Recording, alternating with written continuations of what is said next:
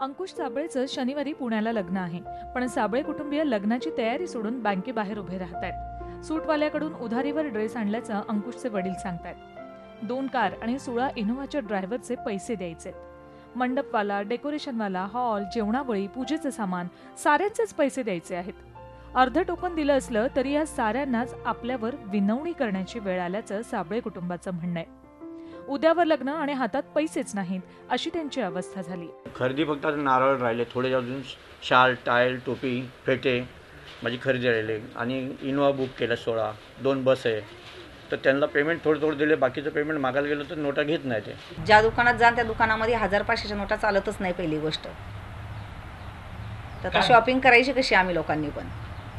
काल साधे किरकोळ दुकानामध्ये पण नाही नोटा चालल्या, म्हणजे आमचं अर्ध सामान पण राहिलं घ्यायचं तसंच. चेक पेमेंटचा पर्याय काहींना मान्य आहे, पण ज्यांचे 500 किंवा 5-6 हजार रुपये द्यायचे आहेत त्यांना चेक कसा देणार? वरात निघाल्यावर नाश्ता, चहा पाणी यासाठी पैसे कुठून आणणार? छोटे रिटेलर्स आहेत ते त्यांच्याकडे चेक चालणार नाही. जे 500-1000 ज्यांचं बिल होतंय ते लोक चेक नाही घेणार, त्यांना कॅशच द्यावी लागेल आणि तेवढी पुरेशी नाही पडत. रस्त्यात कोणाला नाश्ता, जेवण, पाण्याच्या बाटल्या अजून जे काय आहेत, बाकी अजून पूजेची खरेदी आहे, त्याला कॅश तर लागणारच आहे. साराच सावळा गोंधळ. पण तरीही साबळे कुटुंबानेही मोदींच्या या निर्णयाचं स्वागतच केलंय. ठाण्याहून कपिल राऊतसह bureau report, Zee media, Mumbai. Zee 24 तास रहा एक पाऊल पुढे.